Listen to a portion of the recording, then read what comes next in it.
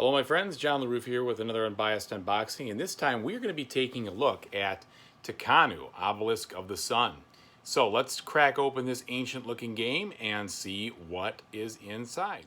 Alright, and before we delve into ancient history, please like and subscribe to my YouTube channel if you haven't done so already, because it really makes me happy when you do so. Okay, so first and foremost, what I really do appreciate about this is that the back of the game board box actually shows the component list, the game itself, a little bit of highlights, so that's cool. All right, so I like that. Right in the back, very good. Front of the box has some cool looking cover art. Let's see what happens once we dig deeper.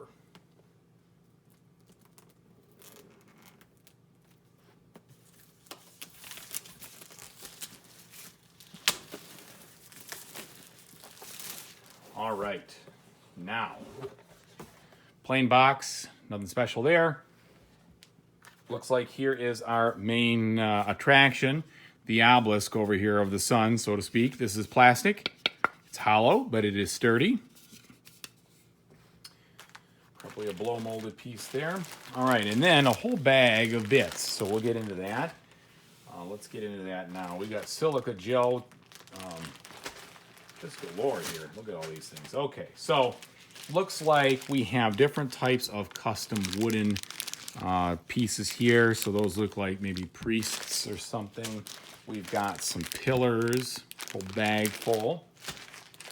We have, I don't know what that is.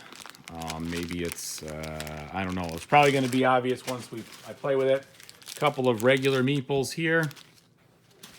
Some little standard cubes and some standard discs. So the player colors are kind of interesting. You've got kind of like a periwinkle blue, a purple, an orange, and a pink.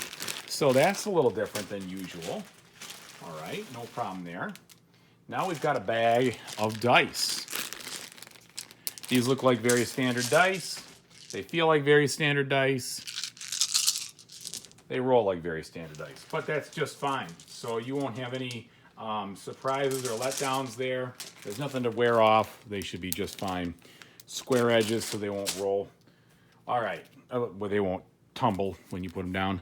Okay, so we've got this little, maybe it's a player aid. Yeah, it looks like a player aid here.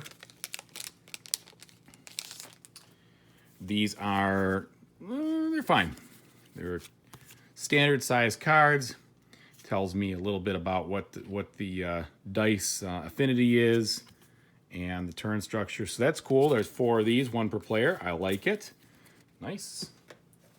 Cloth bag on the usual side here. Nothing special. Nothing wrong with it either. All right, and then a stack of cards. These look like they may, I don't know. I don't know what the size will be. They're little. And so we've got a couple of different backs on these things like this. Cool. All right. Now, let's take a look at the illustrations. The card thickness is just fine. They've got a slight texture on them, so that's okay. All right, and so you can see that the artwork is really iconic based. Going to be very easy to tell what these cards have to say. I'm not going to go through all those. And then you've got, you know, some other ones with some text on the bottom. Again, very functional. Same thing here. Functional cards. And same thing here. So these cards will be just fine. No fancy artwork, but that's okay. It's going to be probably just easier to play it that way. Looks like they just wanted to make sure that the icons were the focus.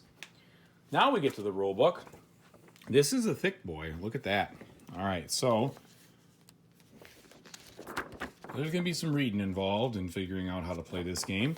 And I'm not going to go page by page, but it looks like kind of that same feeling that I got when you read the Teotihuacan rule book. So there's a lot here. This one's going to take a little bit of study. That's okay. Anybody who's into board games is all right with that. Oh, I do like this. So there's a whole section that's specific to the solo mode. That's good. All right, and then looks like we've got scoring information and an appendix here. The different cards telling you what they do. Okay, so plenty to do. Oh yes, I love quick reference on the back. Thank you, appreciate that. All right, now we've got, I do like the fact that they put all of these in a, it's not shrink wrapped, but in a plastic cover that keeps them from falling apart or moving around. So I love that, thank you.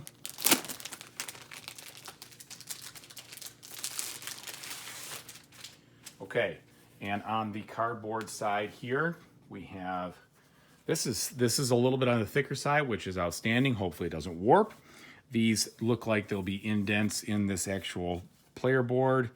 So that's good. As long as it doesn't warp, we'll be in great shape. Let's see, let's put those over here. So that's one of them. Very easy to come out. That one just leapt out on me, so no problems there. Hopefully these will be nice and easy to pop out too. Here's another one. So it looks like the player boards are all the same. So there's nothing asymmetric about the actual boards themselves. And then we've got some cardboard tiles. I do like the fact this is just a little bit thicker than the usual medium thickness. Not super thick or anything, but just where it needs to be. Okay, and then the final board here with this obelisk-like skirt that'll go around there and some other things. Okay, so that's what we have for cardboard. Very good there. And then finally, looks like we've got the board here. So this is going to be a bigger one. The old 6-portion trifold, so to speak. Yeah, this is a big board. Whew. All right. So that is a very, very nice looking board, to be honest. Really good. Clean, crisp. It looks like it's got a lot going on. I don't know how busy we'll be when it's time to play. I can see why they didn't want to make those cards anything more. If they're going to go down here, then just physically what they are, because there's already so much going on. It's probably a good choice. So those are the components, and hopefully that was informative for you, for what you're looking for. John LaRuffa, Unbiased Unboxing. Thank you very much for taking the time to watch this video. Everybody have a great one. See ya.